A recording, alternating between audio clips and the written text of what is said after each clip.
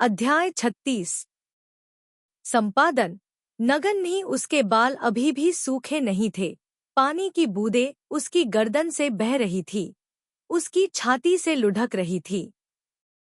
जब उसने अपने बाल सुखाने के लिए हाथ उठाया तो गुस्सी ही उसके चौड़े कंधों, उसकी सुडौल मजबूत कमर और उसके मानक लंबे पैरों को स्पष्ट रूप से देख सकता था। उसकी त्वचा बहुत गोरी थी, ऐसा लग रहा था कि वह चमक रही थी, लेकिन यह अभी भी बहुत मजबूत थी। उसका पूरा शरीर भाप से ढका हुआ था। यह सेक्सी और अवास्तविक दोनों था। यह सही है, बहुत सेक्सी। गुस्सी ही ने अभी अभी इस शब्द का सही अर्थ सीखा था जब से वह पैदा हुई थी। जब उसकी नज़र डगमगाई तो उसने गलती से सफ़ेद अंडरवियर पर नज़र डाली, जो उस समय उसके शरीर पर एकमात्र चीज थी। उसने शर्म से ऊपर देखा और संयोग से जिया ज़िजुआन की आंखों से मुलाकात हुई। उन दोनों ने एक दूसरे को देखा और फिर वे दोनों शर्मा गए। गुस्सी यी की पहली प्रतिक्रिया लू जियाये के हाथ में थर्मस को जल्दी से ठूंसना था, यह कहते हुए, मैं जा रहा हूँ, कल मिलते हैं। यह कहने के बाद वह जल्दी से घूमा और कमरे से बाहर चला गया। ल्यूक जिया दीप ने देखा कि वह आकृति दरवाजे के पीछे गायब हो गई। फिर उसने अपना सिर हाची तुयेन की ओर देखा जो शर्मा रहा था। अपनी जीभ चटकाते हुए बोला, अच्छा काम है तुयेन। जब तुम्हारी बहन तुम्हारे लिए अदरक का पानी लाने आई थी तो तुम अपने कपड़े पहने बिना ही भाग गए थे।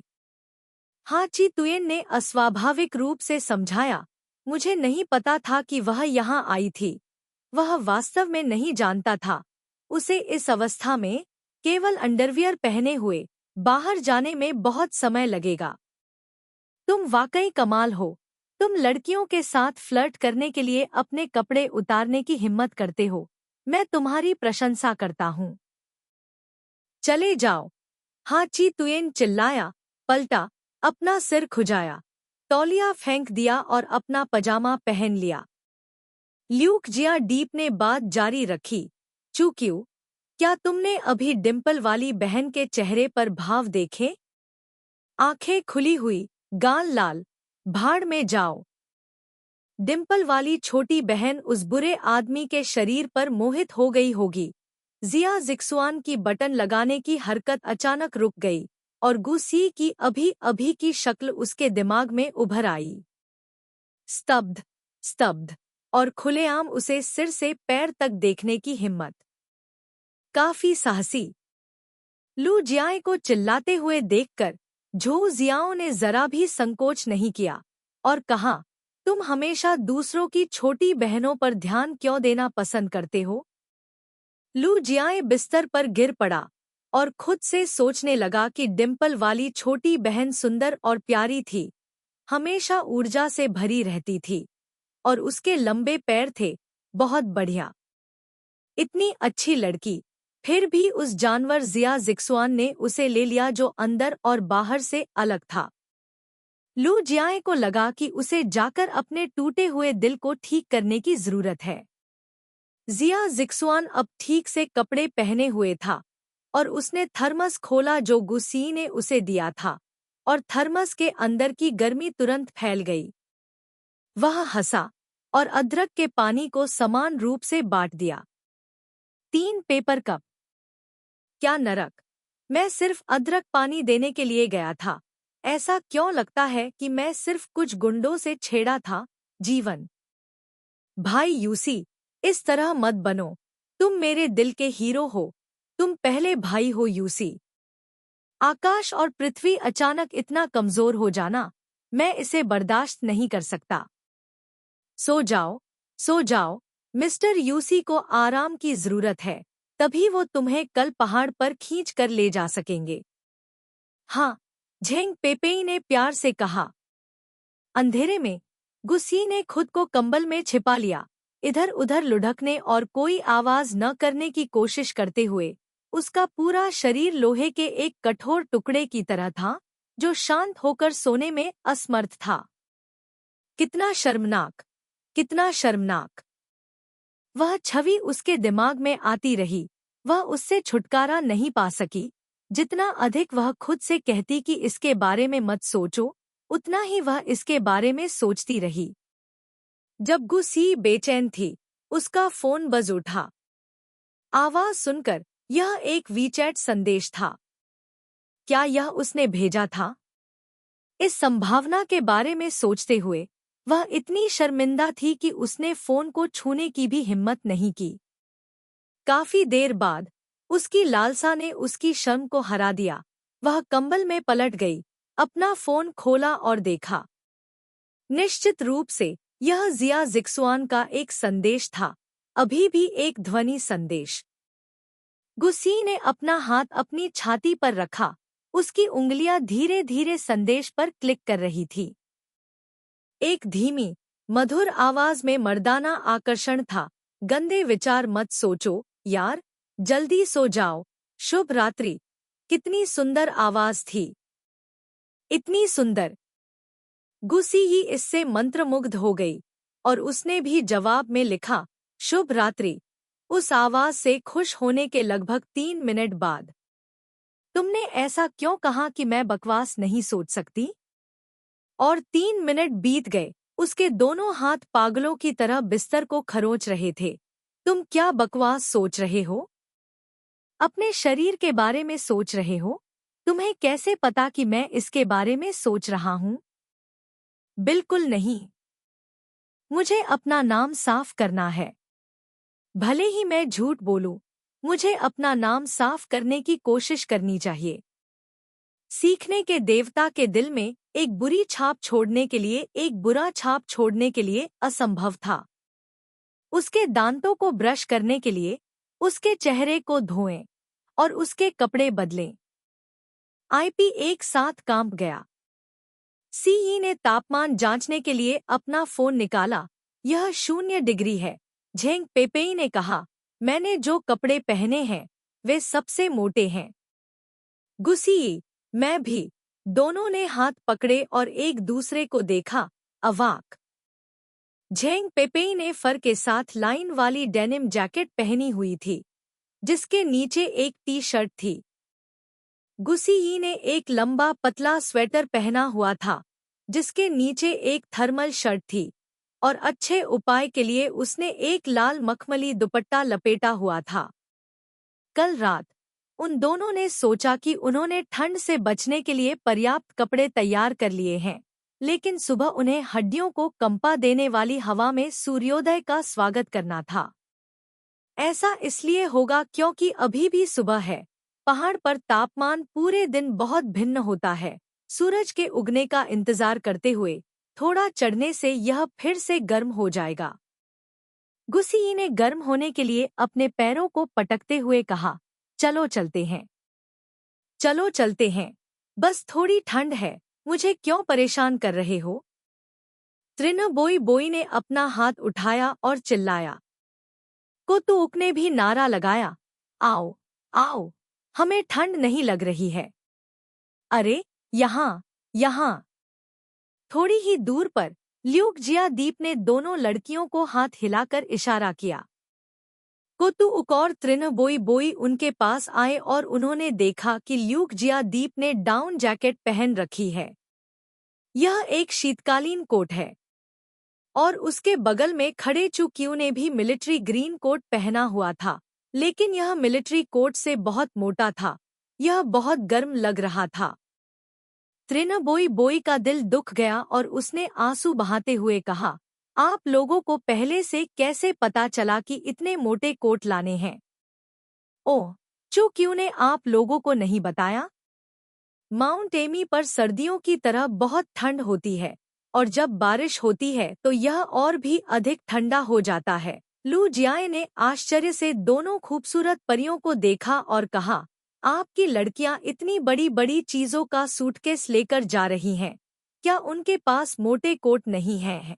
गुसी और झेंग पेपेई दोनों ने बहुत दयनीय भाव से अपना सिर हिलाया। गुसी ने फिर कहा, झुकियाओं ने हमें गर्म कपड़े लाने के लिए कहा था, लेकिन उसने यह नहीं बताया कि वहां कितनी ठंड होगी। झोंकियाओं को दोषी महसूस हुआ।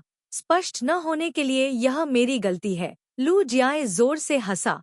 तुम लड़कियां, तुम सिर्फ सुंदर दिखना चाहती हो। अब तुम्हें देखकर मुझे तुम्हारे लिए ठंड लग रही है। चले जाओ। हमें ठंड नहीं लग रही है। त्रिना बोई बोई चिल्लाया। यह सही है।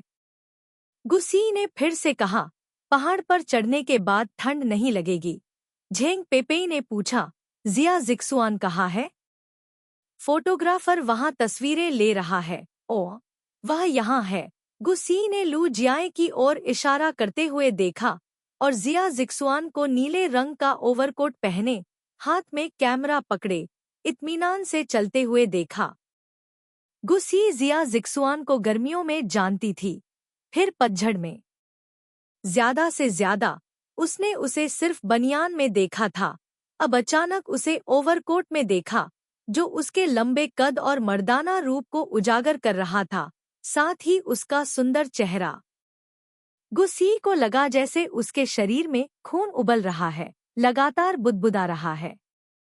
झेंग पेपेई, जो उसके बगल में खड़ा था, उसने भी जिया जिक्सुआन को देखा और अपनी जीभ चटकाते हुए कहा, इसलिए मैं कहता हूँ, भले ही उस जिया जिक्सुआन में 10,000 बुराइयां हों, सिर्फ उसके रूप को देखते हुए उसे अभी भी माफ किया जा सकता है।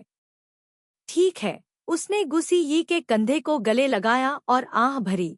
मुझे उसे माफ करने के लिए दिन में कई बार उसका चेहरा देखना पड़ता है, जो हमारी झूठी बचपन की दोस्ती को सफलतापूर्वक बचा रहा है। यह सिर्फ उसका चेहरा नहीं है।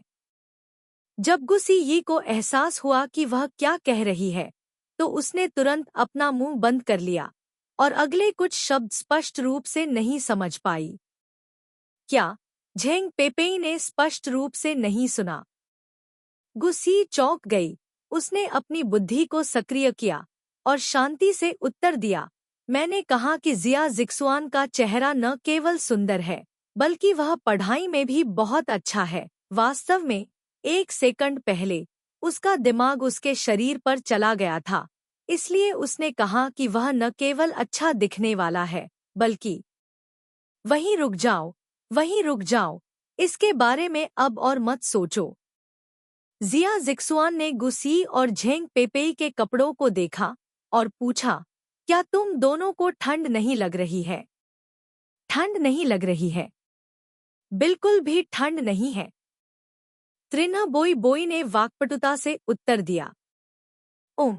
ठंड नहीं है। कोतुउक ने मुस्कुराहट के साथ कहा।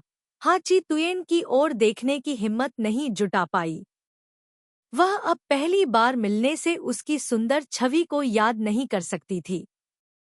जब से वह छवि उसकी आंखों में आई, उसे लगा जैसे उसने देखने की क्षमता हासिल कर ली है, कपड़ों की मोटी परत के माध्यम से उसके शरीर को देखने में सक्षम है। चलो, चलो, जल्दी से नाश्ता करो और फिर हम जा सकते हैं, लू जियाए ने कहा। चलो, चलो। गुसी ने सकारात्मक जवाब दिया, बहुत तेजी से चलते हुए। मंदिर में नाश्ता बहुत सादा था, केवल सफेद दलिया, स्टीम्ड बंस और अंडे। समूह की जरूरतें ज्यादा नहीं थी। जब तक खाने के लिए गर्म खाना हो, तब तक ठीक था। नाश्ते के बाद वे सड़क पर चल पड़े। जिया जिक्सुआन ने कहा, हम अगले 3.5 किलोमीटर में लीडोंगपिंग पहुंच जाएंगे। अगर हम तेजी से चलते हैं, तो हम सूर्योदय देख सकते हैं, लेकिन यह खंड सबसे खड़ी और सबसे कठिन पहाड़ी सड़कों में से एक है। कोई समस्या नहीं। झेंग पेपेई ने अपना हाथ हिलाया। कल रात मैं लगभग मर ही गया था और फिर भी मैं इसे सहन कर पाया। सुबह उठने की तो बात ही छोड़िए। बिल्कुल, गुसीयू ने प्रशंसा की। झेंग पेई पेई ने उसकी बाह पकड़ी और मुस्कुराते हुए कहा, भाई यू भी मेरी मदद करने के लिए यहाँ है। चलो चलें। हाची तुयेन ने अपना हाथ बढ़ाकर कोतुउक को त्रिना बोई बोई के हाथ से खींच लिया और उसे अपनी बाहों में कसकर जकड़ लिया। अध्याय 36। संपादन। नगन नहीं, उसके बाल अभी भी सूखे नहीं थे। पानी की बूंदें उसकी गर्दन से बह रही थी, उसकी छाती से लुढ़क रही थी। जब उसने अपने बाल सुखाने के लिए हाथ उठाया, तो गुसी ही उसके चौड़े कंधों, उसकी सुडौल, मजबूत कमर और उसके मानक लंबे पैरों को स्पष्ट रूप से देख सकता था। उसकी त्वचा बहुत गोरी थी, ऐसा लग रहा था कि वह चमक रही थी, लेकिन यह अभी भी बहुत मजबूत थी। उसका पूरा शरीर भाप से ढका हुआ था। यह सेक्सी और अवास्तविक दोनों था। यह सही है, बहुत सेक्सी। गुसी ही ने अभी अभी इस शब्द का सही अर्थ सीखा था जब से वह पैदा हुई थी। जब उसकी नज़र डगमगाई, तो उसने गलती से सफ़ेद अंडरवियर पर नज़र डाली, जो उस समय उसके शरीर पर एकमात्र चीज़ थी। उसने शर्म से ऊपर देखा, और संयोग से जिया ज़िजुआन की आंखों से मुलाकात हुई। उन दोनों ने एक दूसरे को देखा, और फिर वे दोनों शर्मा गए। गुसी यी की पहली प्रतिक्रिया लू जियाये के हाथ में थर्मस को जल्दी से ठूंसना था, यह कहते हुए, मैं जा रहा हूँ, कल मिलते हैं। यह कहने के बाद वह जल्दी से घूमा और कमरे से बाहर चला गया। ल्यूक जिया दीप ने देखा कि वह आकृति दरवाजे के पीछे गायब हो गई। फिर उसने अपना सिर हाची तुयेन की ओर देखा जो शर्मा रहा था। अपनी जीभ चटकाते हुए बोला, अच्छा काम है तुयेन। जब तुम्हारी बहन तुम्हारे लिए अदरक का पानी लाने आई थी, तो तुम अपने कपड़े पहने बिना ही भाग गए थे।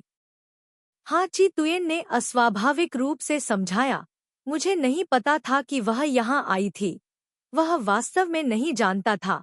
उसे इस अवस्था में केवल अंडरवियर पहने हुए बाहर जाने में बहुत समय लगेगा। तुम वाकई कमाल हो।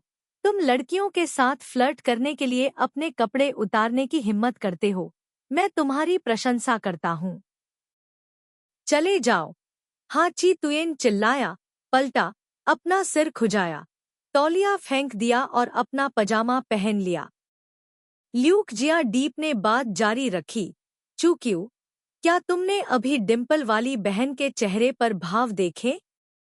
आंखें खुली हुई, गाल लाल, भाड़ में जाओ। डिम्पल वाली छोटी बहन उस बुरे आदमी के शरीर पर मोहित हो गई होगी। जिया जिक्सुआन की बटन लगाने की हरकत अचानक रुक गई, और गुसी की अभी अभी की शक्ल उसके दिमाग में उभर आई। स्तब्ध, स्तब्ध, और खुलेआम उसे सिर से पैर तक देखने की हिम्मत। काफी साहसी। लू जियाए को चिल्लाते हुए देखकर झू जियाओ ने जरा भी संकोच नहीं किया, और कहा, तुम हमेशा दूसरों की छोटी बहनों पर ध्यान क्यों देना पसंद करते हो?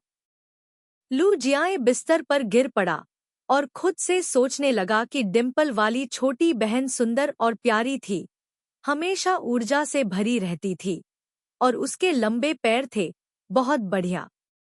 इतनी अच्छी लड़की, फिर भी उस जानवर जिया जिक्सुआन ने उसे ले लिया जो अंदर और बाहर से अलग था।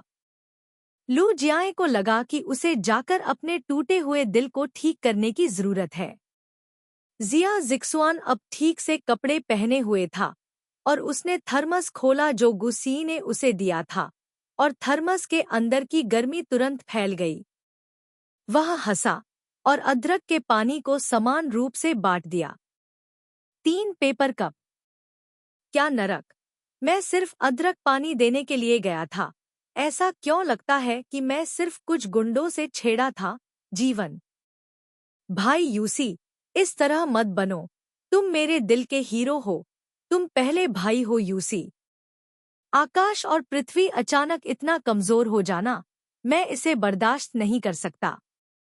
सो जाओ, सो जाओ। मिस्टर यूसी को आराम की जरूरत है, तभी वो तुम्हें कल पहाड़ पर खींच कर ले जा सकेंगे। हाँ, झेंग पेपेई ने प्यार से कहा।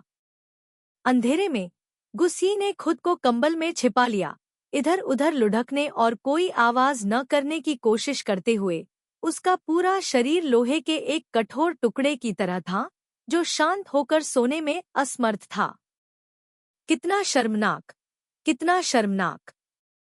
वह छवि उसके दिमाग में आती रही, वह उससे छुटकारा नहीं पा सकी। जितना अधिक वह खुद से कहती कि इसके बारे में मत सोचो, उतना ही वह इसके बारे में सोचती रही। जब गुसी बेचैन थी, उसका फोन बज उठा। आवाज सुनकर यह एक वीचैट संदेश था। क्या यह उसने भेजा था? इस संभावना के बारे में सोचते हुए वह इतनी शर्मिंदा थी कि उसने फोन को छूने की भी हिम्मत नहीं की। काफी देर बाद उसकी लालसा ने उसकी शर्म को हरा दिया। वह कंबल में पलट गई, अपना फोन खोला और देखा। निश्चित रूप से यह जिया जिक्सुआन का एक संदेश था, अभी भी एक ध्वनि संदेश। गुसी ने अपना हाथ अपनी छाती पर रखा, उसकी उंगलियां धीरे धीरे संदेश पर क्लिक कर रही थी। एक धीमी, मधुर आवाज में मर्दाना आकर्षण था। गंदे विचार मत सोचो यार, जल्दी सो जाओ, शुभ रात्रि। कितनी सुंदर आवाज थी, इतनी सुंदर। गुसी ही इससे मंत्रमुग्ध हो गई और उसने भी जवाब में लिखा, शुभ रात्रि, उस आवाज से खुश होने के लगभग 3 मिनट बाद। तुमने ऐसा क्यों कहा कि मैं बकवास नहीं सोच सकती? और 3 मिनट बीत गए। उसके दोनों हाथ पागलों की तरह बिस्तर को खरोंच रहे थे। तुम क्या बकवास सोच रहे हो? अपने शरीर के बारे में सोच रहे हो? तुम्हें कैसे पता कि मैं इसके बारे में सोच रहा हूं? बिल्कुल नहीं। मुझे अपना नाम साफ करना है। भले ही मैं झूठ बोलूं, मुझे अपना नाम साफ करने की कोशिश करनी चाहिए। सीखने के देवता के दिल में एक बुरी छाप छोड़ने के लिए एक बुरा छाप छोड़ने के लिए असंभव था। उसके दांतों को ब्रश करने के लिए उसके चेहरे को धोएं और उसके कपड़े बदलें। आईपी एक साथ कांप गया। सीई ने तापमान जांचने के लिए अपना फोन निकाला। यह 0 डिग्री है। झेंग पेपेई ने कहा, मैंने जो कपड़े पहने हैं वे सबसे मोटे हैं। गुसी, मैं भी। दोनों ने हाथ पकड़े और एक दूसरे को देखा, अवाक। झेंग पेपेई ने फर के साथ लाइन वाली डेनिम जैकेट पहनी हुई थी, जिसके नीचे एक टी शर्ट थी। गुसी ने एक लंबा पतला स्वेटर पहना हुआ था, जिसके नीचे एक थर्मल शर्ट थी, और अच्छे उपाय के लिए उसने एक लाल मखमली दुपट्टा लपेटा हुआ था। कल रात उन दोनों ने सोचा कि उन्होंने ठंड से बचने के लिए पर्याप्त कपड़े तैयार कर लिए हैं, लेकिन सुबह उन्हें हड्डियों को कंपा देने वाली हवा में सूर्योदय का स्वागत करना था। ऐसा इसलिए होगा क्योंकि अभी भी सुबह है। पहाड़ पर तापमान पूरे दिन बहुत भिन्न होता है। सूरज के उगने का इंतजार करते हुए थोड़ा चढ़ने से यह फिर से गर्म हो जाएगा। गुसी ने गर्म होने के लिए अपने पैरों को पटकते हुए कहा, चलो चलते हैं। चलो चलते हैं, बस थोड़ी ठंड है, मुझे क्यों परेशान कर रहे हो? त्रिनबोई बोई ने अपना हाथ उठाया और चिल्लाया। कोतुक ने भी नारा लगाया, आओ, आओ, हमें ठंड नहीं लग रही है। अरे, यहाँ, यहाँ। थोड़ी ही दूर पर ल्यूक जिया दीप ने दोनों लड़कियों को हाथ हिलाकर इशारा किया। कोतुक और त्रिनबोई बोई उनके पास आए और उन्होंने देखा कि ल्यूक जिया दीप ने डाउन जैकेट पहन रखी है। यह एक शीतकालीन कोट है। और उसके बगल में खड़े चुक्यू ने भी मिलिट्री ग्रीन कोट पहना हुआ था, लेकिन यह मिलिट्री कोट से बहुत मोटा था। यह बहुत गर्म लग रहा था। त्रिनबोई बोई का दिल दुख गया और उसने आंसू बहाते हुए कहा, आप लोगों को पहले से कैसे पता चला कि इतने मोटे कोट लाने हैं? ओह, चुक्यू ने आप लोगों को नहीं बताया? माउंट एमी पर सर्दियों की तरह बहुत ठंड होती है, और जब बारिश होती है तो यह और भी अधिक ठंडा हो जाता है। लू जियाए ने आश्चर्य से दोनों खूबसूरत परियों को देखा और कहा, आपकी लड़कियां इतनी बड़ी बड़ी चीजों का सूटकेस लेकर जा रही हैं। क्या उनके पास मोटे कोट नहीं हैं? गुसी और झेंग पेपेई दोनों ने बहुत दयनीय भाव से अपना सिर हिलाया। गुसी ने फिर कहा, झुकियाओं ने हमें गर्म कपड़े लाने के लिए कहा था, लेकिन उसने यह नहीं बताया कि वहां कितनी ठंड होगी। झुकियाओं को दोषी महसूस हुआ। स्पष्ट न होने के लिए यह मेरी गलती है, लू जियाए जोर से हंसा। तुम लड़कियां, तुम सिर्फ सुंदर दिखना चाहती हो। अब तुम्हें देखकर मुझे तुम्हारे लिए ठंड लग रही है। चले जाओ। हमें ठंड नहीं लग रही है। त्रिन्ह बोई बोई चिल्लाया। यह सही है। गुसी ने फिर से कहा, पहाड़ पर चढ़ने के बाद ठंड नहीं लगेगी। झेंग पेपेई ने पूछा, जिया जिक्सुआन कहाँ है? फोटोग्राफर वहां तस्वीरें ले रहा है। ओ, वह यहाँ है। गुसी ने लू जियाए की ओर इशारा करते हुए देखा और जिया जिक्सुआन को नीले रंग का ओवरकोट पहने, हाथ में कैमरा पकड़े, इत्मीनान से चलते हुए देखा। गुसी जिया जिक्सुआन को गर्मियों में जानती थी, फिर पतझड़ में। ज्यादा से ज्यादा उसने उसे सिर्फ बनियान में देखा था। अब अचानक उसे ओवरकोट में देखा, जो उसके लंबे कद और मर्दाना रूप को उजागर कर रहा था, साथ ही उसका सुंदर चेहरा। गुसी को लगा जैसे उसके शरीर में खून उबल रहा है, लगातार बुदबुदा रहा है। झेंग पेपेई, जो उसके बगल में खड़ा था, उसने भी जिया जिक्सुआन को देखा और अपनी जीभ चटकाते हुए कहा, इसलिए मैं कहता हूँ, भले ही उस जिया जिक्सुआन में 10,000 बुराइयां हों, सिर्फ उसके रूप को देखते हुए उसे अभी भी माफ किया जा सकता है। ठीक है, उसने गुसी यी के कंधे को गले लगाया और आह भरी। मुझे उसे माफ करने के लिए दिन में कई बार उसका चेहरा देखना पड़ता है, जो हमारी झूठी बचपन की दोस्ती को सफलतापूर्वक बचा रहा है। यह सिर्फ उसका चेहरा नहीं है। जब गुसी यी को एहसास हुआ कि वह क्या कह रही है, तो उसने तुरंत अपना मुंह बंद कर लिया और अगले कुछ शब्द स्पष्ट रूप से नहीं समझ पाई। क्या? झेंग पेपेई ने स्पष्ट रूप से नहीं सुना। गुसी चौंक गई। उसने अपनी बुद्धि को सक्रिय किया और शांति से उत्तर दिया, मैंने कहा कि जिया जिक्सुआन का चेहरा न केवल सुंदर है, बल्कि वह पढ़ाई में भी बहुत अच्छा है। वास्तव में, 1 सेकंड पहले उसका दिमाग उसके शरीर पर चला गया था, इसलिए उसने कहा कि वह न केवल अच्छा दिखने वाला है, बल्कि वहीं रुक जाओ, वहीं रुक जाओ, इसके बारे में अब और मत सोचो। जिया जिक्सुआन ने गुसी और झेंग पेपेई के कपड़ों को देखा और पूछा, क्या तुम दोनों को ठंड नहीं लग रही है? ठंड नहीं लग रही है। बिल्कुल भी ठंड नहीं है। त्रिन्ह बोई बोई ने वाक्पटुता से उत्तर दिया। ठंड नहीं है। कोतुउक ने मुस्कुराहट के साथ कहा। हाची तुयेन की ओर देखने की हिम्मत नहीं जुटा पाई। वह अब पहली बार मिलने से उसकी सुंदर छवि को याद नहीं कर सकती थी। जब से वह छवि उसकी आंखों में आई, उसे लगा जैसे उसने देखने की क्षमता हासिल कर ली है, कपड़ों की मोटी परत के माध्यम से उसके शरीर को देखने में सक्षम है। चलो, चलो, जल्दी से नाश्ता करो और फिर हम जा सकते हैं, लू जियाए ने कहा। चलो, चलो।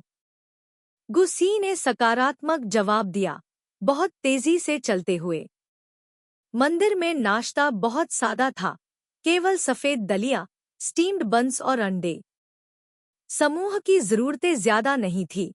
जब तक खाने के लिए गर्म खाना हो, तब तक ठीक था। नाश्ते के बाद वे सड़क पर चल पड़े।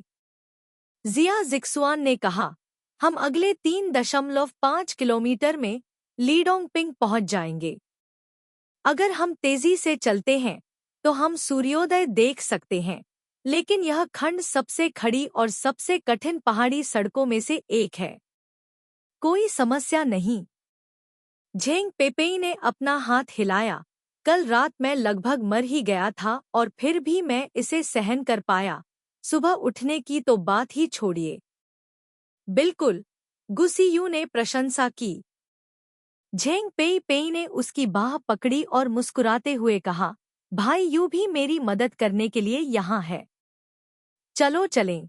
हाची तुयेन ने अपना हाथ बढ़ाकर कोतुउक को त्रिन्ह बोई बोई के हाथ से खींच लिया और उसे अपनी बाहों में कसकर जकड़ लिया। अध्याय 37। संपादन नगन्ही त्रिन्ह बोई बोई ने हाची तुयेन को कोतुउक की कमर से लिपटा हुआ और जाते हुए देखा उसे ऐसा लग रहा था जैसे किसी ने उसके पति को चुरा लिया हो। लेकिन वह हाँ ची तुयेन को हरा नहीं सकती थी, वह केवल नाराजगी से देख सकती थी। ल्यूक जिया दीप ने त्रिन बोई बोई को देखा, खुशी से हंसते हुए, तुम्हारा भाई उक। झेंग पेपेई ने उसे घूर कर देखा, मैं तुमसे बात नहीं करना चाहता। पहाड़ चढ़ने का एक और दिन शुरू हुआ।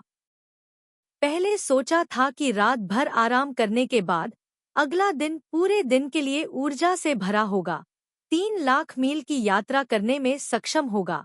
अप्रत्याशित रूप से पहाड़ चढ़ना एक ऐसी गतिविधि है जो दर्द को जमा करती है। चढ़ाई के कुछ ही देर बाद कल की थकान वापस आ गई। झेंग पेपेई और लू जियाए ने 10 मिनट से अधिक समय तक चढ़ाई की, इससे पहले कि वे बुरी तरह से चिल्लाने लगे, और वे एक साथ गाना जारी रखते थे जैसे कि वे युगल गीत गा रहे हों। झेंग पेपेई, मुझे लगता है कि मैं अभी भी पूरी तरह से जागा नहीं हूँ। मेरा शरीर ऐसा महसूस करता है कि यह टूटने वाला है। लू जियाए, मैंने कल रात तुमसे कहा था कि कुछ औषधीय शराब रगड़ो, अन्यथा मैं एक पैच का उपयोग कर सकता हूँ। मेरा शरीर अब बहुत असहज महसूस कर रहा है। झेंग पेपेई, मैं कौन हूँ? यह कहाँ है? मैं क्या कर रहा हूँ? मैं इतना दुखी क्यों हूँ? लू जियाए, मुझे भविष्य की यात्राओं की योजना बनाने दो, बिल्कुल। झो कियाओं की अब और मत सुनो, वह दुख के बारे में पागल है। झो कियाओ आगे चला गया और शांति से कहा, इसे खुद को चुनौती देना कहते हैं। लू जियाए ने कराहते हुए कहा, मेरी गांड को चुनौती दो, इसे खुद को नुकसान पहुंचाना कहते हैं। गुस्सी भी थक गई थी, उसका पूरा शरीर दर्द कर रहा था और उसे ठंड लग रही थी, लेकिन वह अभी भी दृढ़ रहने में सक्षम थी। सभी को दिलासा देते हुए, हम लगभग वहां पहुंच चुके हैं। हम थोड़ी देर में केबल कार ले सकते हैं। चलो तेजी से चलते हैं, अन्यथा बाद में बहुत सारे लोग लाइन में लगेंगे। हे भगवान, यह पहाड़ी रास्ता इतना ऊंचा है। मुझे लगता है कि मैं गिरने वाला हूँ। यह बहुत डरावना है। झेंग पेइपे ने चिंतित होकर कहा कि गुआसिया ने अपने दोस्त को देखने के लिए अपना सिर घुमाया, गुस्सियाई की ओर मुड़ गया और कहा कि मैं भी थक गया हूँ। पहले अपना ख्याल रखें। जब वह जाने देता है तो उसके हाथ गलती से उसके खिलाफ है। यह बर्फ की तरह ठंडा था, इसलिए उसका दिल ऐसा महसूस कर रहा था जैसे उसे दबाया जा रहा हो। उसने भौहें सिकोड़ी और पूछा, तुम्हारे हाथ इतने ठंडे क्यों हैं? क्योंकि यह बहुत ठंडा है। गुस्सी ही बोलने के लिए अपना मुंह खोलने ही वाली थी कि तभी एक ठंडी हवा चली, जिससे वह कांपने लगी।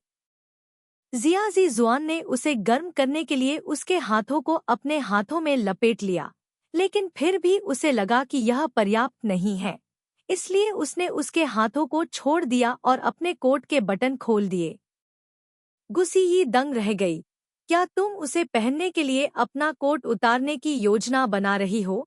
उसने जल्दी से कहा, नहीं, नहीं, नहीं, कोई जरूरत नहीं है। मैं अपने स्वेटर के अंदर एक थर्मल शर्ट पहन रही हूँ। अगर तुम मुझे पहनने के लिए इसे उतारोगी, तो तुम्हें सर्दी लग जाएगी।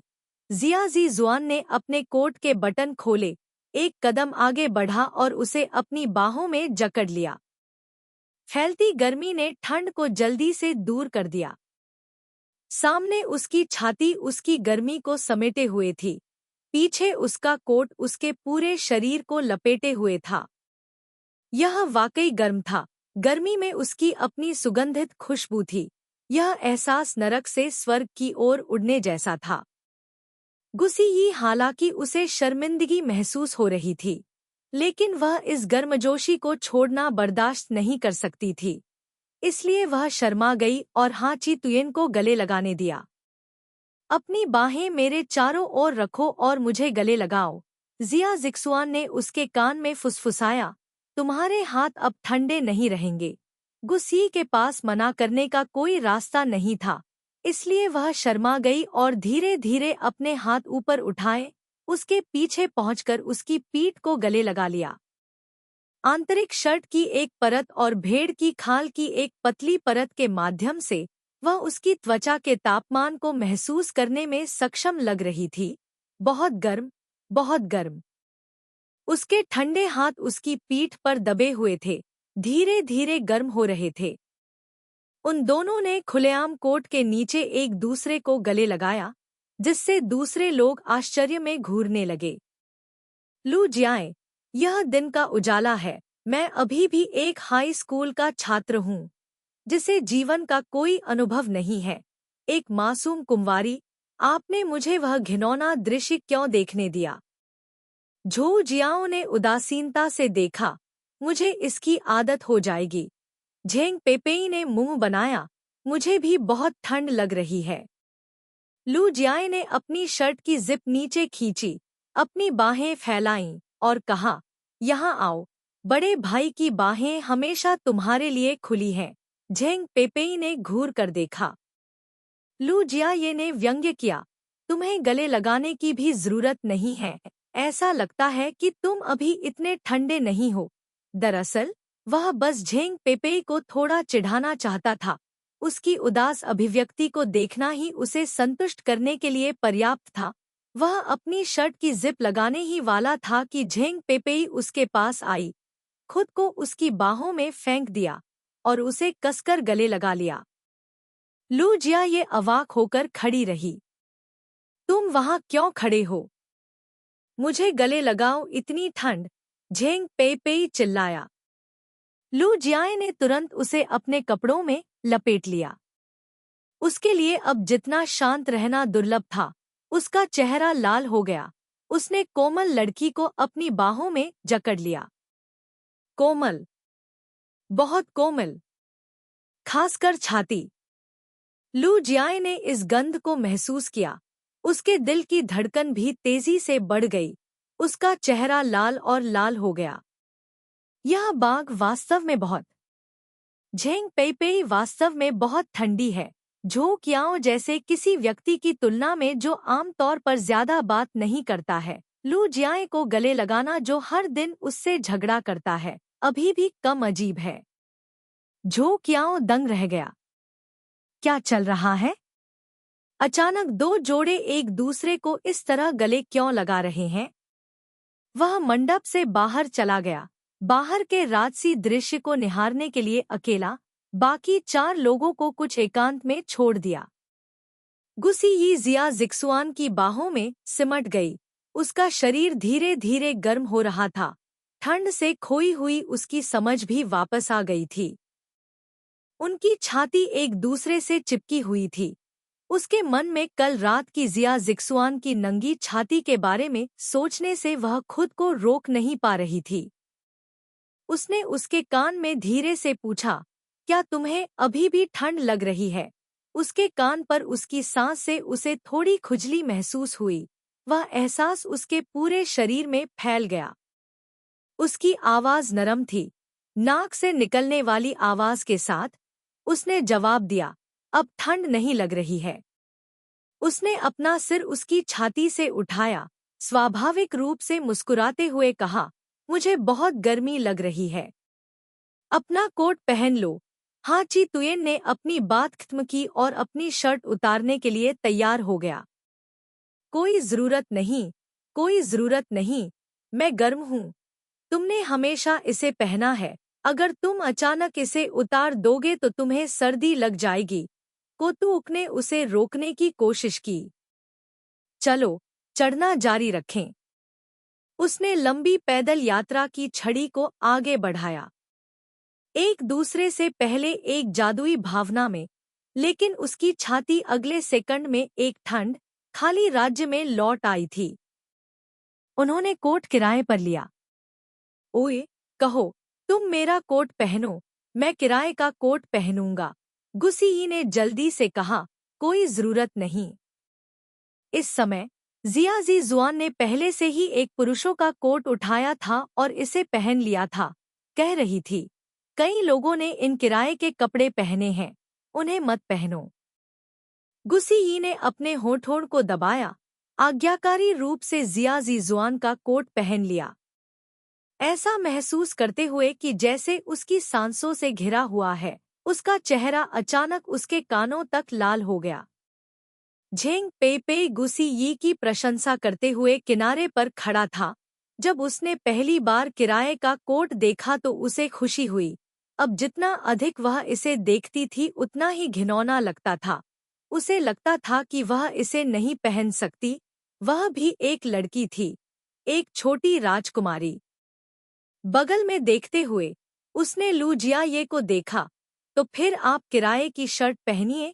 ठीक है, ल्यूक जिया डी। वह उस शर्ट को कैसे पहन सकता था जो इतने सारे हाथों से गुजरी थी और जिसमें इतनी सारी अलग अलग गंधें मिली हुई थी। आप अपने किसी भी कपड़े को 5 बार से ज्यादा नहीं पहनते। चलो, झेंग पेइपे ने दयनीय ढंग से कहा। लू जियाई की शर्ट पर इसे ऊपर उठाया और एक मुस्कान के साथ कहा, धन्यवाद। आकाश में एक दरार दिखाई दी और बैंगनी लाल की लकीरें दिखाई दीं, जो आसपास के बादलों को रोशन करती हैं। ऊंचा एक चाप में बदल रहा है, फिर धीरे धीरे नारंगी लाल से सुनहरे पीले रंग में बदल रहा है, अंत में ऊंचा उठ रहा है। लाल सूरज आसमान में लटक रहा है। कई लोग चट्टान पर खड़े होकर बिना पलक झपकाए सूर्योदय देख रहे थे। जिया जिक्सुआन गुसियाई के बगल में खड़ा था, चुपचाप उसका हाथ पकड़ रहा था। झेंग पेइपेई ने दोनों हाथ उठाए, एक गहरी सांस ली और जोर से चिल्लाया, मैं एमी के शीर्ष पर पहुंच गया हूँ। मैंने सूर्योदय देखा है। मैं बहुत खुश हूँ। गुसियाई ने हंसते हुए कहा, सूर्य को देखने के लिए ऊपर देखना, पहाड़ों को देखने के लिए नीचे देखना, पहाड़ पर चढ़ने का सारा प्रयास वास्तव में इसके लायक है। लू जियाए बेहद भावुक हो गया। केवल सबसे ऊंचे स्थान पर खड़े होकर ही आप सबसे सुंदर दृश्य देख सकते हैं। हमारे पहाड़ की चढ़ाई की टीम को बधाई। झेंग पिपी के बगल में खड़े होकर अपने सिर के ऊपर एक आधा दिल का आकार बनाने के लिए अपना हाथ उठाया। एक तस्वीर ले लो, अकेले उसकी एक तस्वीर ले सकते हैं। अपनी जीभ चटकाते हुए बोला, ग्रुप फोटो लेना तो बस एक तस्वीर है, लेकिन 2UC की फोटो लेना बहुत ही पेशेवर है। मेरे पास कैमरा नहीं है, लेकिन मेरा फोन भी खराब नहीं है। फोटोग्राफर ल्यूक, लॉग इन करो, मैं तुम्हारी एक फोटो ले लूंगा। अगर तुमने खराब फोटो ली तो मैं तुम्हें मारूंगा। त्रिना बोई बोई ने कहा। फोटो लेने के बाद मैं इसे समीक्षा के लिए आपको दूंगा। अगर आपको यह पसंद नहीं है तो इसे हटा दें। आगे बढ़ो। झेंग पेपेई ने अपने हाथों से ताली बजाई। खुशी खुशी लू जियाए को उसके लिए तस्वीरें लेने की जिम्मेदारी लेने दी। गुसी की तस्वीरें लेने के बाद जिया झिजुआन ने झो जियाओ को कैमरा देते हुए कहा, हमारी कुछ तस्वीरें ले लो झो जियाओ। मैं बस एक शांतिपूर्ण राहगीर बनना चाहता हूँ, है न? झो जियाओ ने भारी जिम्मेदारी स्वीकार कर ली, इसलिए उसके पास कैमरा उठाकर दो मासूम भाइयों की तस्वीरें लेने के अलावा कोई विकल्प नहीं था। जिया झिजुआन गुसी के बगल में खड़ी थी, उसके कंधों को सहला रही थी। गुसी अचानक हंस पड़ी। जिया झिजुआन ने पूछा, क्या हुआ? उसने जवाब दिया, आपका पोज इतना पुराना है, यह हमारे माता पिता की तस्वीर जैसा दिखता है। जिया झिजुआन। अध्याय 37। संपादन नगन नी त्रिन बोई बोई ने हाची तुयेन को कोतु उक की कमर से लिपटा हुआ और जाते हुए देखा। उसे ऐसा लग रहा था जैसे किसी ने उसके पति को चुरा लिया हो। लेकिन वह हाची तुयेन को हरा नहीं सकती थी, वह केवल नाराजगी से देख सकती थी। ल्यूक जिया दीप ने त्रिन बोई बोई को देखा, खुशी से हंसते हुए, तुम्हारा भाई उक। झेंग पेपेई ने उसे घूर कर देखा, मैं तुमसे बात नहीं करना चाहता। पहाड़ चढ़ने का एक और दिन शुरू हुआ। पहले सोचा था कि रात भर आराम करने के बाद अगला दिन पूरे दिन के लिए ऊर्जा से भरा होगा, 3 लाख मील की यात्रा करने में सक्षम होगा। अप्रत्याशित रूप से पहाड़ चढ़ना एक ऐसी गतिविधि है जो दर्द को जमा करती है।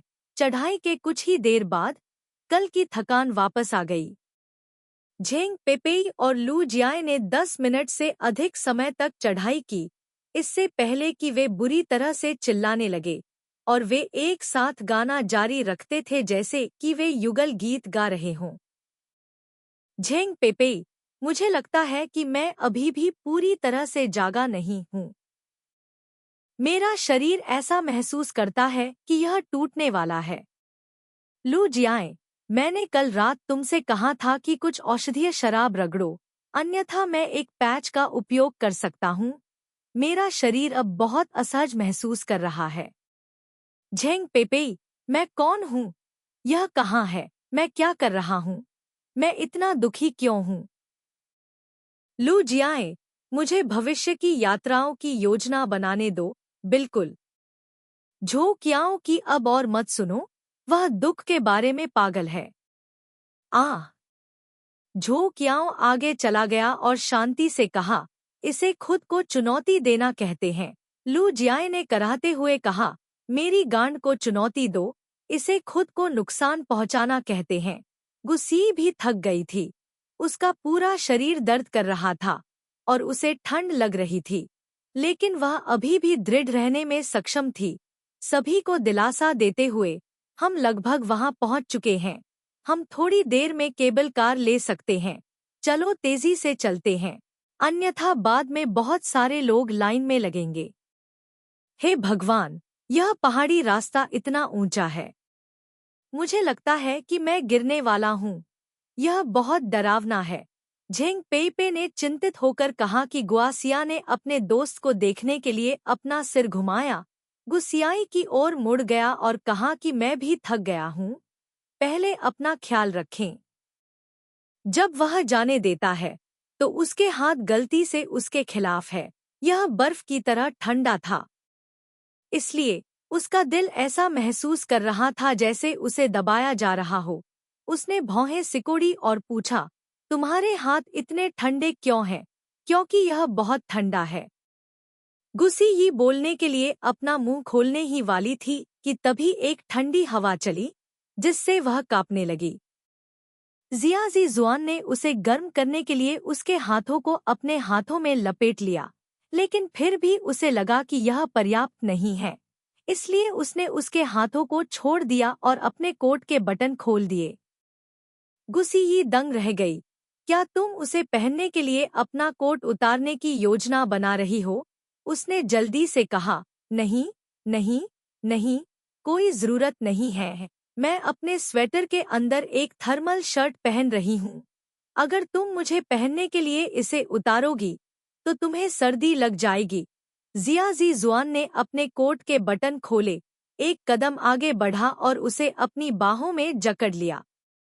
फैलती गर्मी ने ठंड को जल्दी से दूर कर दिया।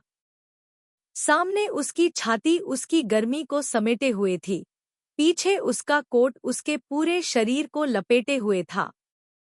यह वाकई गर्म था। गर्मी में उसकी अपनी सुगंधित खुशबू थी। यह एहसास नरक से स्वर्ग की ओर उड़ने जैसा था।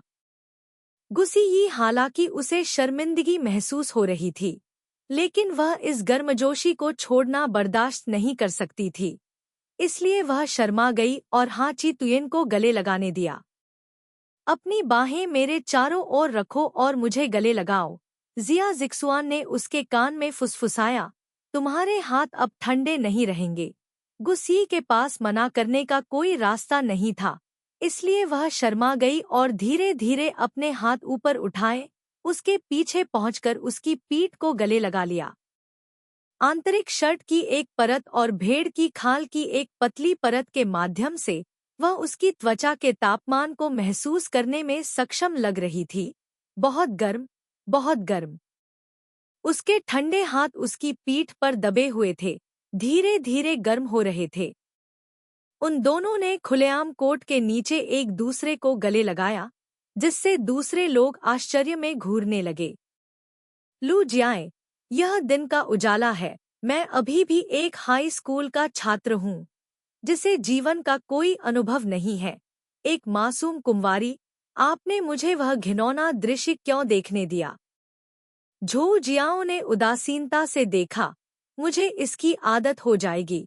झेंग पेपेई ने मुंह बनाया। मुझे भी बहुत ठंड लग रही है।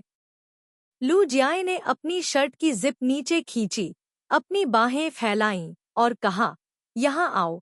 बड़े भाई की बाहें हमेशा तुम्हारे लिए खुली हैं। झेंग पेपेई ने घूर कर देखा। लू जियाये ने व्यंग्य किया, तुम्हें गले लगाने की भी जरूरत नहीं है। ऐसा लगता है कि तुम अभी इतने ठंडे नहीं हो। दरअसल वह बस झेंग पेपेई को थोड़ा चिढ़ाना चाहता था। उसकी उदास अभिव्यक्ति को देखना ही उसे संतुष्ट करने के लिए पर्याप्त था। वह अपनी शर्ट की जिप लगाने ही वाला था कि झेंग पेपेई उसके पास आई, खुद को उसकी बाहों में फेंक दिया और उसे कसकर गले लगा लिया। लू जिया ये अवाक होकर खड़ी रही। तुम वहां क्यों खड़े हो? मुझे गले लगाओ, इतनी ठंड! झेंग पेपेई चिल्लाया। लू जियाए ने तुरंत उसे अपने कपड़ों में लपेट लिया। उसके लिए अब जितना शांत रहना दुर्लभ था। उसका चेहरा लाल हो गया। उसने कोमल लड़की को अपनी बाहों में जकड़ लिया। कोमल, बहुत कोमल, खासकर छाती। लू जियाए ने इस गंध को महसूस किया। उसके दिल की धड़कन भी तेजी से बढ़ गई। उसका चेहरा लाल और लाल हो गया। यह बाग वास्तव में बहुत, झेंग पेपेई वास्तव में बहुत ठंडी है।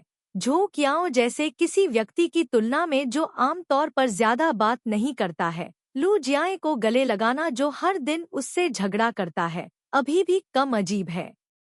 झो कियाओ दंग रह गया। क्या चल रहा है? अचानक दो जोड़े एक दूसरे को इस तरह गले क्यों लगा रहे हैं? वह मंडप से बाहर चला गया।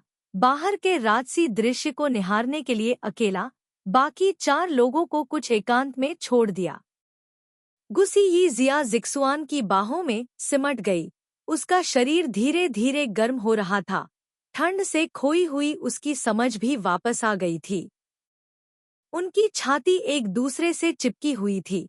उसके मन में कल रात की जिया जिक्सुआन की नंगी छाती के बारे में सोचने से वह खुद को रोक नहीं पा रही थी। उसने उसके कान में धीरे से पूछा, क्या तुम्हें अभी भी ठंड लग रही है? उसके कान पर उसकी सांस से उसे थोड़ी खुजली महसूस हुई। वह एहसास उसके पूरे शरीर में फैल गया। उसकी आवाज नरम थी, नाक से निकलने वाली आवाज के साथ।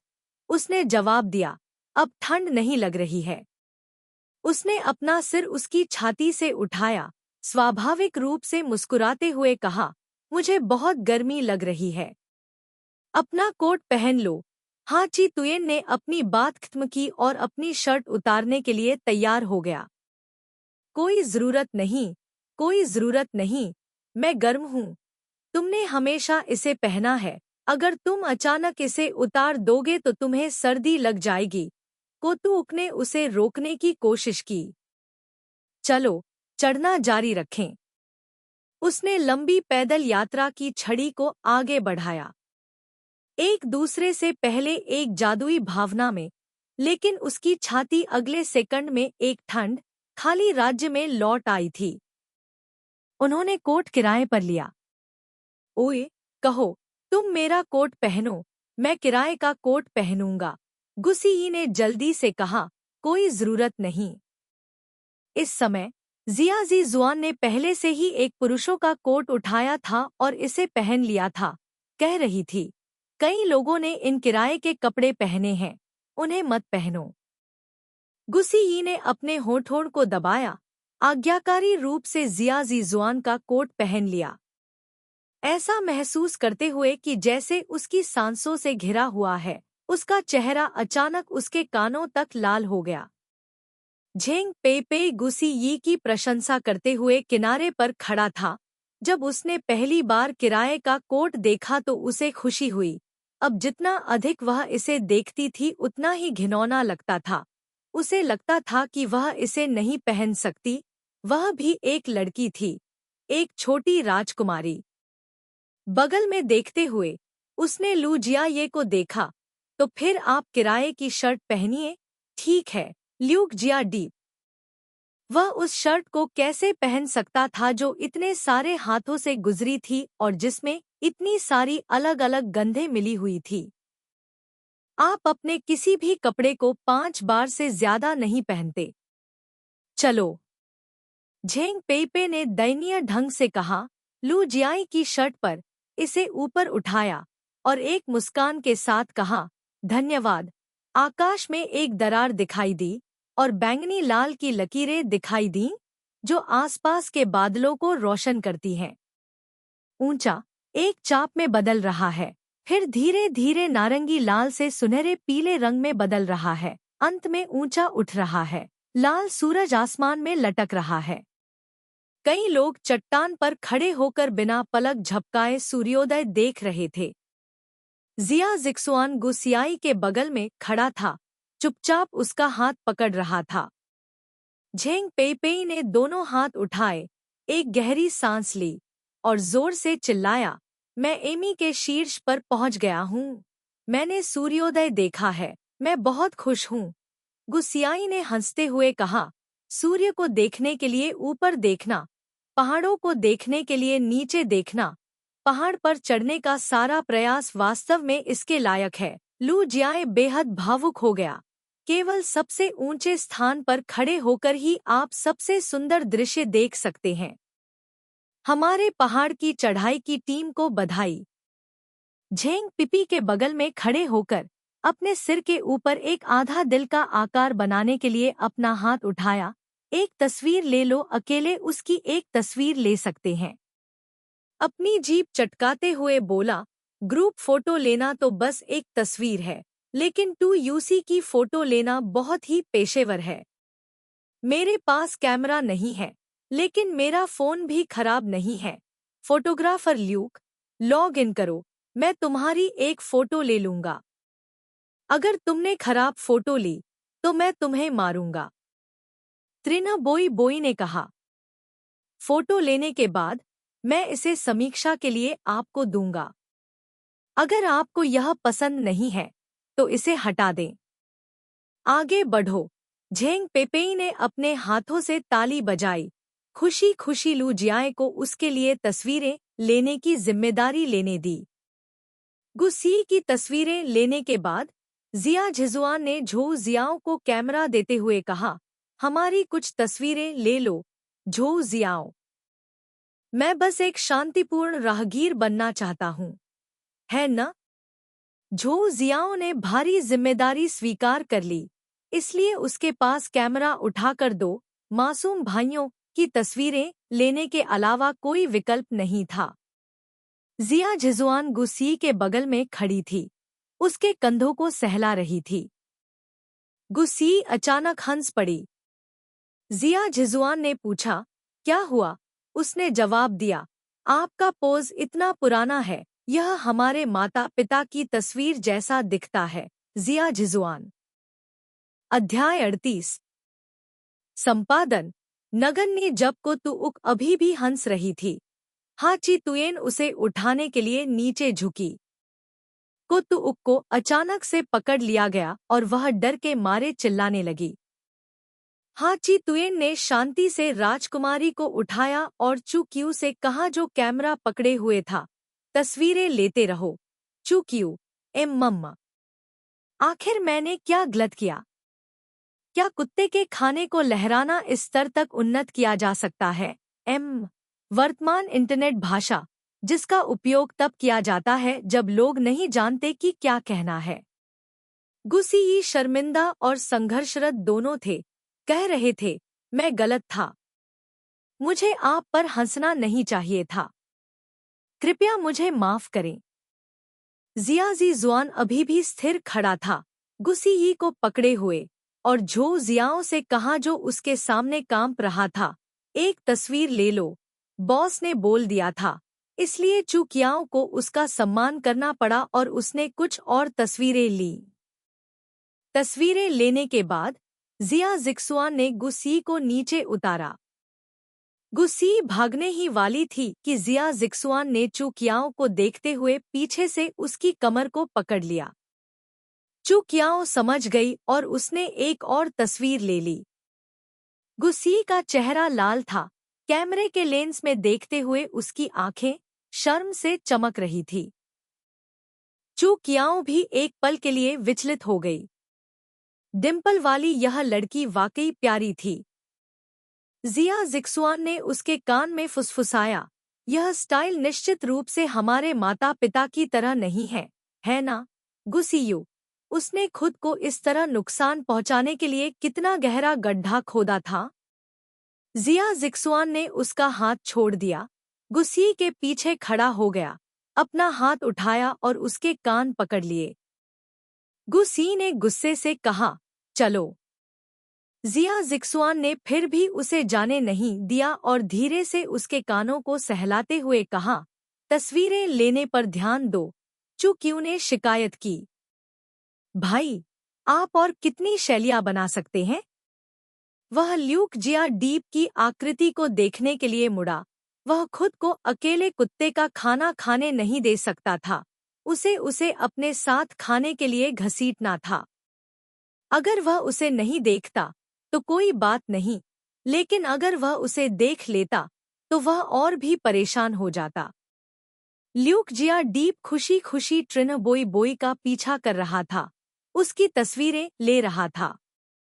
मेरे पूर्वजों, थोड़ा नीचे झुको, थोड़ा नीचे अपने कंधों को यहाँ झुकाओ, आओ, मुस्कुराओ। चू कियाओ ने चुपचाप अपना सिर पीछे घुमाया। जिया जिक्सुआन और गुस्सी की तस्वीरें लेना जारी रखा। तस्वीरें लेने के बाद समूह पहाड़ की चोटी पर मंदिर के चारों ओर टहलता रहा। मुख्य हॉल में गुस्सी ने ईमानदारी से धूप बत्ती चढ़ाई और बुद्ध की पूजा की, अपनी इच्छा व्यक्त की। सबसे पहले उसे उम्मीद थी कि उसके परिवार में हर कोई सुरक्षित और स्वस्थ होगा। दूसरा, उसे उम्मीद थी कि उसका शैक्षणिक प्रदर्शन लगातार बेहतर होगा और वह 3 साल में विश्वविद्यालय की प्रवेश परीक्षा पास कर लेगी। तीसरा, उसे उम्मीद थी कि जिया जिक्सुआन सुरक्षित और स्वस्थ रहेगा और सब कुछ सुचारू रूप से चलेगा। गुस्सी थोड़ा हैरान था, वह भी उसकी इच्छा सूची में क्यों था? एक पल के लिए वह कोई कारण नहीं सोच पाई, लेकिन वह आगे पता लगाना नहीं चाहती थी। वह इतना अच्छा था, वह जीवन में सबसे अच्छी चीजों का हकदार था। गुस्सी ने अपनी 3 इच्छाएं बताईं, फिर बुद्ध के सामने अपना सिर झुकाया। जब उसने प्रार्थना समाप्त की, तो उसने पाया कि जिया जिक्सुआन बस बाहर खड़ा उसका इंतजार कर रहा था और अंदर नहीं गया। वह उसके पास गई और पूछा, तुम अंदर जाकर प्रार्थना क्यों नहीं करते? हाची तुयेन ने सहजता से उत्तर दिया, मेरा कोई धर्म नहीं है, मैं बुद्ध की पूजा नहीं करता। गुसियू, ओ, लेकिन चूंकि तुम वैसे भी यहाँ हो, इसलिए तुम्हारे लिए यहाँ आना और अपना सम्मान प्रकट करना अच्छा है। कोई जरूरत नहीं, मैं अपने जीवन के बाकी समय में केवल अपने माता पिता के सामने ही घुटने टेकूंगा। तो क्या हुआ अगर आपकी गर्लफ्रेंड आपको कीबोर्ड पर घुटने टेकने के लिए मजबूर कर दे? कोतुउक ने चिढ़ाते हुए कहा। हाची तुयेन दंग रह गया, उसके चेहरे पर अविश्वास का भाव था। वह सोच रहा था, तुम्हें अभी भी यह अजीब शौक है? कोतुउक को लगा कि उससे कोई मुश्किल सवाल पूछा गया है, इसलिए वह जोर से हंस पड़ा। हाची तुयेन ने अपना हाथ उठाया और उसके सिर पर रखा, उसे धीरे से सहलाया और धीरे से कहा, अगर मैंने उसे नाराज किया तो मैं सजा स्वीकार करने के लिए तैयार हूँ। गुसियाई के दिमाग में एक तस्वीर उभरी, एक खूबसूरत और उग्र लड़की जिया जिक्सुआन को कीबोर्ड पर घुटने टेकने का आदेश दे रही थी। वह आज्ञाकारी रूप से घुटने टेक दिया और दयनीय रूप से शांति बनाने की कोशिश की। उसे अचानक थोड़ा असहज महसूस हुआ। वह बहुत घमंडी था। वह कैसे जान सकता था कि दूसरों को कैसे मनाना है, भले ही उसकी प्रेमिका स्वर्ग से परी की तरह सुंदर हो। उसके जैसे उच्च पद का व्यक्ति कभी भी आत्मसमर्पण नहीं करेगा और इस तरह रियायतें नहीं देगा। कुतुब जितना ज्यादा इस बारे में सोचती, उसे उतना ही गुस्सा आता। अचानक उसने खुद को इतना असहज क्यों महसूस कराया? 2 घंटे बाद सुहान का समूह आ गया और सभी फिर से एक साथ इकट्ठे हुए। सुहान और उसकी 2 महिला मित्रों के पास पहाड़ की तलहटी में बहुत खाली समय था। वे रात को अच्छी तरह सोए और फिर आज कार से पहाड़ पर चढ़ गए। उन्हें बस थोड़ी सी दूरी चढ़नी थी। चढ़ते समय उन्हें थकान महसूस हुई, लेकिन जब वे शीर्ष पर पहुंचे तो उनकी सारी थकान गायब हो गई। सुहान ने कहा, जैसा कि समुद्र तल से 3000 मीटर ऊपर एक पहाड़ से उम्मीद की जाती है, यहाँ से नीचे देखने पर आसपास के पहाड़ वास्तव में छोटे हैं। त्रिनबोई ने कहा, यह कुछ भी नहीं है। सूर्योदय शानदार है। यह अफसोस की बात है कि आप लोग इसे नहीं देख सकते। तो हान ने उसकी ओर देखा और मुस्कुराया, तुमने देखा है ना? बस एक तस्वीर ले लो ताकि हम देख सकें।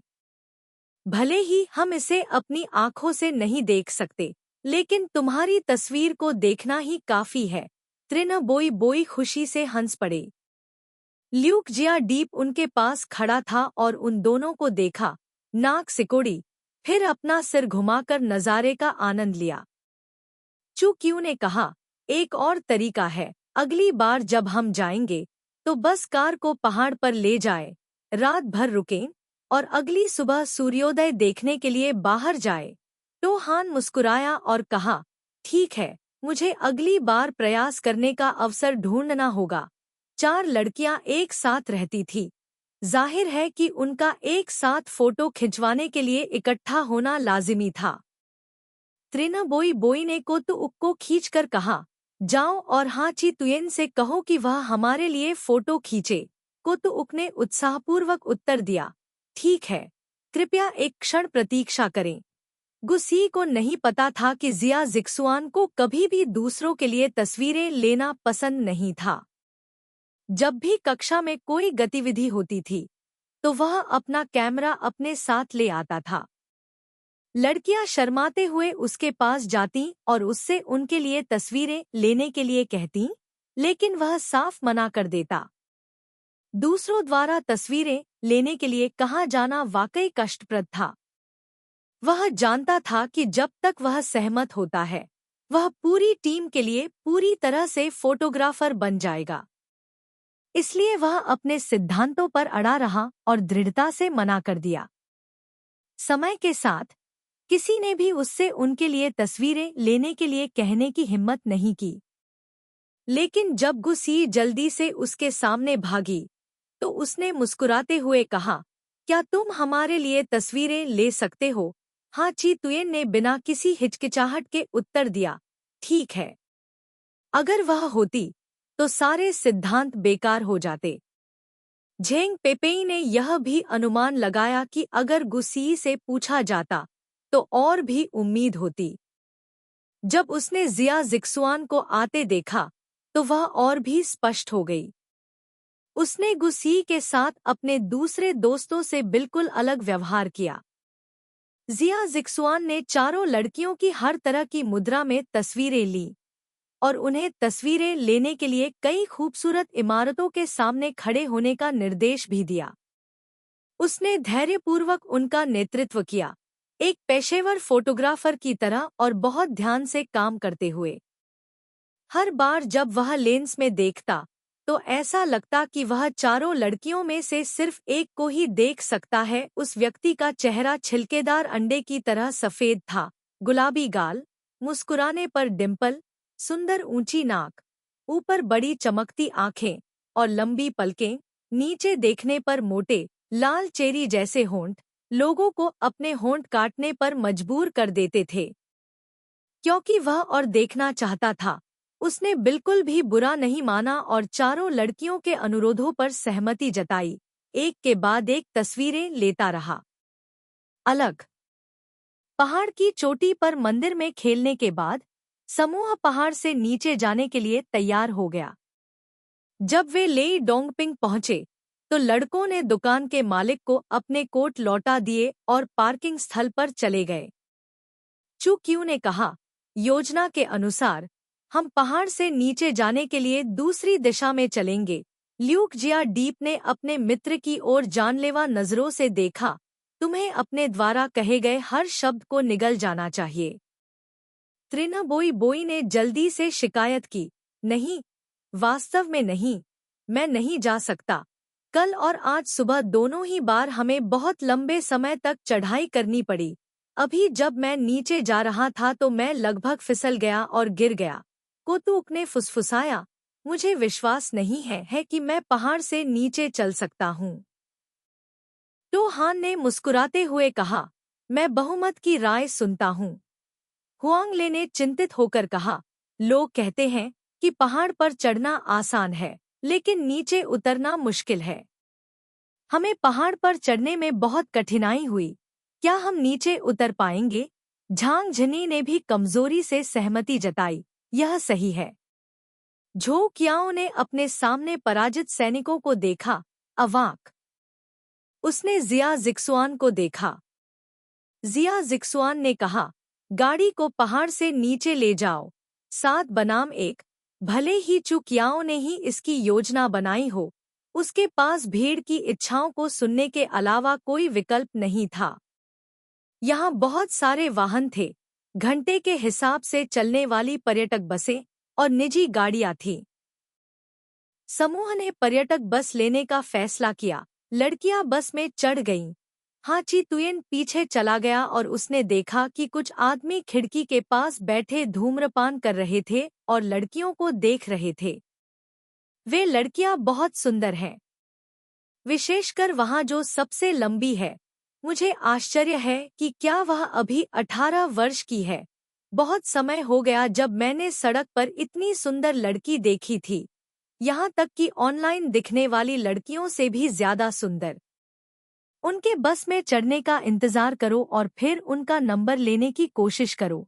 वे लोग बातें कर रहे थे और अपनी इच्छा जाहिर कर रहे थे। हाची तुयेन रुकी और आगे चल रहे ल्यूक जिया डीप से बोली, लड़कियों से कहो कि वे कार से उतर जाएं, हम अलग कार में जाएंगे। हाँ?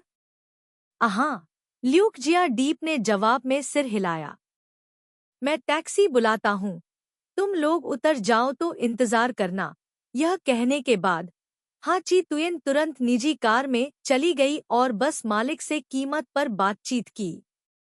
बस में बैठे पुरुष अभी भी लड़कियों के बैठने और एक दूसरे से परिचित होने का इंतजार कर रहे थे, लेकिन जैसे ही वे बस में चढ़ी, उन्हें उनके सहपाठियों ने उतरने के लिए कहा। हाची तुयेन ने बस मालिक के साथ कीमत पर बातचीत पूरी की और पूरा समूह निजी कार में बैठ गया। जैसे ही त्रिनबोई बोई बस में चढ़ी, उन्होंने कहा, एक निजी कार वास्तव में अलग है। यह वास्तव में आरामदायक है। सांस लेना बहुत आसान है। ल्यूक जिया डीप ने भी अपना अंगूठा उठाया और कहा, भगवान की बात सुनना सबसे अच्छा है। बस में तरह तरह के लोग और सिगरेट की महक की तुलना में निजी कार में बैठना कहीं ज्यादा आरामदायक है। बस में 20 सीटें हैं। 8 लोग बहुत जगह पर बैठ सकते हैं। प्रत्येक व्यक्ति 2 सीटों पर बैठता है, एक बैठने के लिए और एक सामान रखने के लिए। गुसी खिड़की के बगल में सीटों की आखिरी पंक्ति में बैठती है, बाहर के खूबसूरत नज़ारे को निहारती हुई। झेंग पेईपेई सामने लू जियाए और तू हान से बात कर रही है। वह इसमें शामिल नहीं होना चाहती, बस पीछे चुपचाप बैठना चाहती है और नज़ारे का आनंद लेना चाहती है। वह अपना हेडफोन निकालती है और उन्हें लगाती है। संगीत चुनते समय उसके बगल से कदमों की आवाज आती है। वह देखने के लिए अपना सिर घुमाती है, देखती है कि जिया जिक्सुआन उसके बगल की सीट से बैग लेती है, उसे कहीं और रख देती है और बैठ जाती है। मुझे एक तरफ दे दो। हाची तुयेन ने अपना हाथ उठाया और बोला। कुतुक ने तुरंत समझ लिया और उसे एक ईयरबड दे दिया। एक स्पष्ट धुन गूंजी। मुझे हरी घास पर गिरती बारिश की आवाज सुनाई देती है। मुझे दूर से स्कूल की घंटी बजती सुनाई देती है, लेकिन मैं इसे सुन नहीं सकता। आपकी आवाज मेरा नाम पुकार रही है। ये पंक्तियां हेबेतियान के गीत लिटिल लक से हैं, जो कि फिल्म आवर टाइम्स का थीम गीत है। छात्र जीवन के बारे में एक अच्छी और बहुत ही मार्मिक फिल्म है, आपको इसे देखना चाहिए। यह हाई स्कूल के दौरान मासूम और शुद्ध प्रेम के बारे में एक फिल्म का थीम गीत है। गीत बहुत सुंदर और रोमांटिक है, हर व्यक्ति की आत्मा को छूते हैं। यह एक बहुत लोकप्रिय गीत है। उस वर्ष गुसी और उसके मिडिल स्कूल के दोस्त उस फिल्म को देखने गए। इसे देखने के बाद सभी लड़कियों ने सपने में कहा, मुझे आश्चर्य है कि क्या मैं उस लड़के से मिलूंगी जो मुझे हाई स्कूल में पसंद है। मैं वास्तव में उस लड़के से मिलना चाहती हूँ जिसे मैं पसंद करती हूँ। मैं ऐसा प्यार चाहती हूँ जिसे हमेशा याद रखा जाएगा। गुसियाई फिल्म की विषय वस्तु में डूबी हुई थी। कह रही थी, जिस चीज ने मुझे सबसे ज्यादा छुआ वह हिस्सा था जहां ज़ेन शिन स्कूल के नियमों के विरुद्ध गया। बेहद बहादुर, बेहद शांत। ऐसा लगता है कि तुम ही वो किस्मत हो जिसे मैं सबसे ज्यादा थामे रखना चाहती हूँ। ऐसा लगता है कि हम और प्यार कभी इतने करीब थे। उस दिन तुमने पूरी दुनिया के खिलाफ जाकर मेरे साथ बारिश में नहाने का फैसला किया। हर याद तुम्हारी सच्ची भावनाएं हैं जो दुनिया की धूल से दागदार नहीं है। गुसी ने संगीत सुना और उस फिल्म में मासूम प्यार को याद किया। उसके हाथ के पिछले हिस्से को अचानक से पकड़ लिया गया। उसके ऊपर एक गर्म एहसास छा गया। उसने नजर घुमाई, देखा कि जिया जिक्सुआन उसका हाथ थामे हुए है। उसका दिमाग अभी भी फिल्म के मीठे दृश्यों से भरा हुआ था। अब अचानक से इस तरह से पकड़े जाने पर वह एक बिल्ली की तरह भ्रमित महसूस कर रही थी जिसकी पूंछ पकड़ी गई हो। उसका दिल अनियमित रूप से धड़क रहा था। वह उसकी तरफ देखने की हिम्मत नहीं कर पा रही थी। उसका दिमाग अस्त व्यस्त था। उसका चेहरा गर्म हो रहा था। उसकी सांसें भी अनियमित थी। उसके बाद उसने अपने कंधे पर एक वजन महसूस किया। अपना सिर घुमाकर देखा। उसने देखा कि जिया जिक्सुआन उसके कंधे पर झुक कर सो रहा है। तो सोते समय उसने अनजाने में ही कुछ पकड़ रखा था, है न? गुसी ने आह भरी। उसका मूड बहुत जल्दी बदल गया। उसने वाकई बहुत कुछ सोचा। उसने उसकी तरफ देखने की भी हिम्मत नहीं की। गाना अभी भी उसके कानों में गूंज रहा था। उसे डर था कि कहीं उसकी नींद पर असर न पड़ जाए, इसलिए उसने धीरे से उसके हेडफोन उतार दिए। जब वह सो रहा था, उस पल का फायदा उठाते हुए उसने ध्यान से उसके चेहरे को देखा। वह वाकई इतना खूबसूरत था कि शिकायत करने की कोई बात नहीं थी। थोड़ी देर गाड़ी चलाने के बाद सभी थक गए थे। पहले तो वे अभी भी बात करने और मजाक करने के मूड में थे। अब वे कार पर बाएं और दाएं गिर रहे थे और सो रहे थे। गुसी को जिया जिक्सुआन ने जगाया। उसने पाया कि वह वास्तव में उसकी जांघ पर सो रही थी। वह शर्मा गई और उठकर बैठ गई। जल्दी से अपने उलझे हुए लंबे बालों को ठीक किया। जिया जिक्सुआन ने बस उसे देखकर मुस्कुरा दिया। दरअसल जब उसने उसका हाथ पकड़ा तब तक वह सोया नहीं था। गीत, एक दूसरे से मिलना बहुत सौभाग्य की बात है, लेकिन मैंने तुम्हारे लिए रोने का अधिकार खो दिया है। सुनकर उसे अचानक भावनाओं का उफान महसूस हुआ, इसलिए वह उसका हाथ थामना चाहती थी।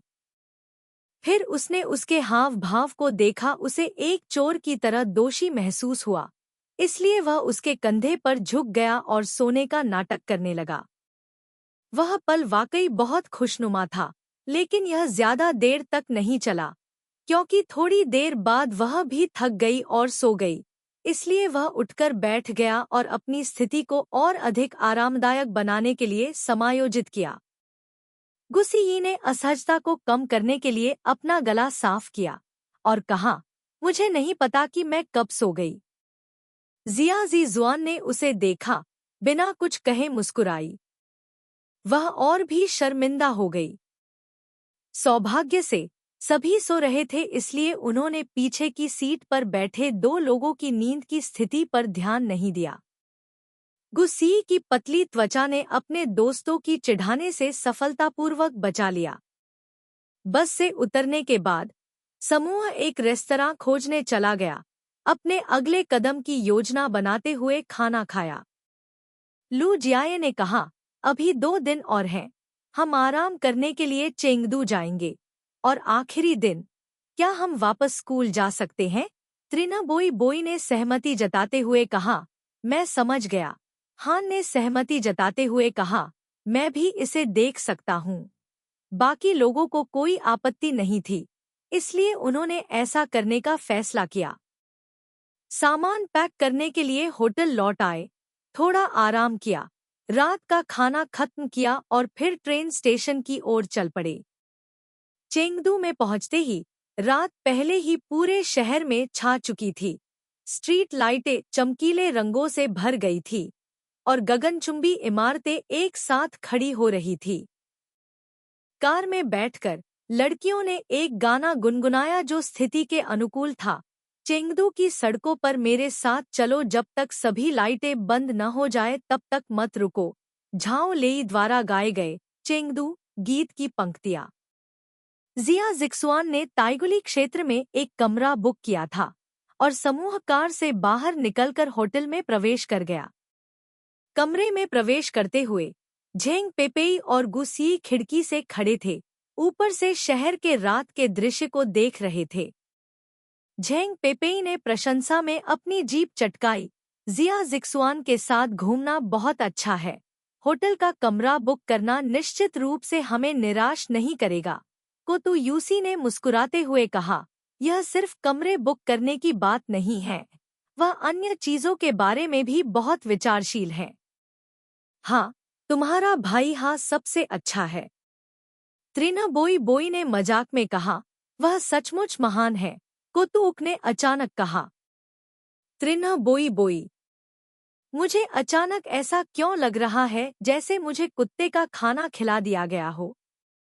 पिछले 2 दिनों की चढ़ाई बहुत थकाने वाली थी, इसलिए उस रात समूह ने कुछ नहीं किया, बस कमरे में आराम किया।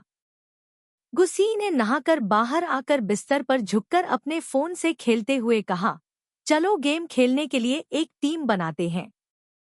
ठीक है, वैसे भी पिछली बार हाची तुयेन के साथ मुझे फिर से खेल की लत लग गई थी। नहीं, फिर से लत नहीं लगी, लेकिन अब छुट्टी है, मैं स्वतंत्र रूप से अपना मनोरंजन करने के तरीके चुन सकता हूँ। एक ठोस बहाना खोजने के बाद गुसी ने खुशी खुशी खेल खेलने के लिए खोल दिया। झेंग पेइपेई का खाता गोल्ड था और गुसी ने अपने दोस्त के साथ खेलने के लिए अपने प्लैटिनम खाते का इस्तेमाल किया। मूल रूप से सोचा था कि उस स्तर के संयोजन के साथ मैच में प्रवेश करना कोई समस्या नहीं होगी, लेकिन अप्रत्याशित रूप से लगातार 2 मैचों में वह विशेषज्ञों से मिली और अन्य टीम के साथ ही प्रतिस्पर्धा करने के लिए पर्याप्त मजबूत नहीं थे।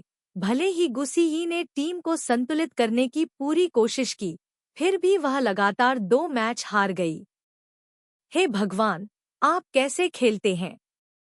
अब और नहीं। हे, चलो एक और गेम खेलते हैं, बस एक और गेम, हम निश्चित रूप से जीतेंगे। त्रिनाबोई बोई उसके करीब झुकी, उसकी बाह पकड़ी और उसे मनाते हुए कहा, तुम्हारा भाई यूसी सबसे अच्छा है, आओ मेरे साथ खेलो। गुसी ने याद किया कि पिछली बार जब उन्होंने जिया जिक्सुआन के साथ खेला था, तो उनका सामना एक मजबूत प्रतिद्वंद्वी से हुआ था। उन दोनों ने मिलकर स्थिति को बदलने का काम किया था और कहा, क्यों न हम जिया जिक्सुआन को हमारे साथ खेलने के लिए कहें? त्रिनाबोई बोई ने उत्साहपूर्वक उत्तर दिया, ठीक है, मैं तो हान को बुलाता हूँ। हम चारों एक साथ खेल सकते हैं। इसलिए वे दोनों किसी को कॉल करने के लिए वीचैट पर चले गए। कोतु यूसी ने हाची तुयेन को संदेश भेजा, चलो गेम खेलने के लिए एक टीम बनाते हैं।